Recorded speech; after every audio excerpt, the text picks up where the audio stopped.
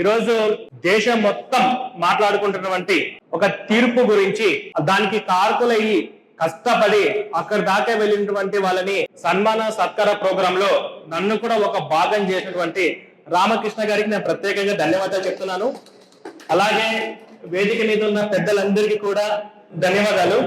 General గా మనము హిందూ ధర్మం కోసం పోరాటం చేద్దాం అనుకున్న చాలా మందికి వాళ్ళు ఏమంటారంటే, మేము మీ మీద ఎస్సీ ఎస్టీ అట్రాసిటీ కేసు పెడతాం, మా కులాన్ని దూషించారా, మమ్మల్ని పర్టికులర్ గా దూషించారా అని చెప్పేసి బెదిరించి బ్లాక్ మెయిల్ చేస్తూ ఉంటారు. ఇలా బ్లాక్ మెయిల్ చేసినటువంటి ప్రతిసారి ధర్మం కోసం చేద్దాం అనుకున్న వాళ్ళు ఆగిపోతారు, భయపడతారు, వెనకడుగు వేస్తారు.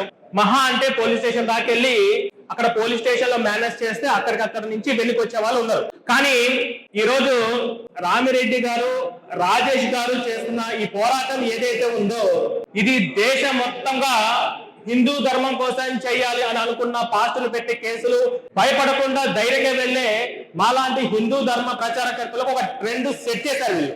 ఎందుకంటే వీళ్ళు నమ్మింది రాజ్యాంగం, ధర్మం, ఈ రెండు మాత్రమే పాపం వీళ్ళిద్దరు నమ్మారు. పోలీస్ స్టేషన్ నుంచి కోర్టుకు వెళ్ళింది, హైకోర్టులో తీర్పు వచ్చింది, అక్కడితో ఆగిపోకుండా సుప్రీం కోర్టు వరకు కూడా వెళ్ళారు. ఎప్పుడైతే సుప్రీంకోర్టు తీర్పు వచ్చిందో ఆ తీర్పు నుంచి వీళ్ళు ఒక్క మన భీమవరమే కాదు, ఒక ఆంధ్రప్రదేశే కాదు, ఒక తెలుగు స్టేట్లే కాదు, దేశం మొత్తం కూడా ఈ తీర్పు వచ్చిన దాని గురించి మొత్తం మాట్లాడుకుంటున్నారు.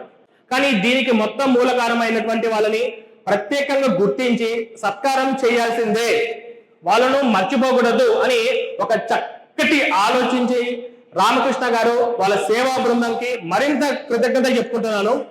ఎప్పుడైతే ఈ తీర్పు వచ్చిందో ఒక్కసారి వీళ్ళదన్నా చూడాలి, ఎక్కడ దొరుకుతారు. నేను యూట్యూబ్ లో సెర్చ్ చేశా, గూగుల్లో సెర్చ్ చేశా, అరే ఇంత కష్టపడ్డారు, అక్కడ దాకా వెళ్ళారు, వీళ్ళ వెనక వాళ్ళు ఉన్నారు, అసలు వాళ్ళు మనం వీళ్ళ ఒక్కసారి చూద్దాం. నేను ఒక 2-3 వీడియోలు పెట్టాను, చూడాలి అనుకున్నాను.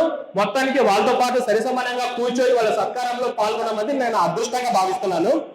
ఎందుకంటే వాళ్ళ పేరెంట్స్ నుంచి ఒత్తిళ్ళు ఉంటాయి, అసలు నీకెందుకు, నీకు అవసరమా, వాళ్ళు ఏం చేస్తారేమో, ఎవరికి లేని నీకెందుకు, ఈ ఒత్తిళ్ళన్నీ కూడా పక్కన పెట్టి దేశం కోసం, ధర్మం కోసం మేము చేయాల్సింది, ఎంత దూరమైనా పోవాల్సిందే అని అటాక్లు జరిగిన తర్వాత కూడా భయపడకుండా ముందుకెళ్లారు. రాజేష్ గారు, రామిరెడ్డి గారు, మీకు ప్రత్యేకంగా మీరు చేసింది ఇండియా మొత్తాన్ని మీకు ట్రెండ్ సెట్ చేశారు.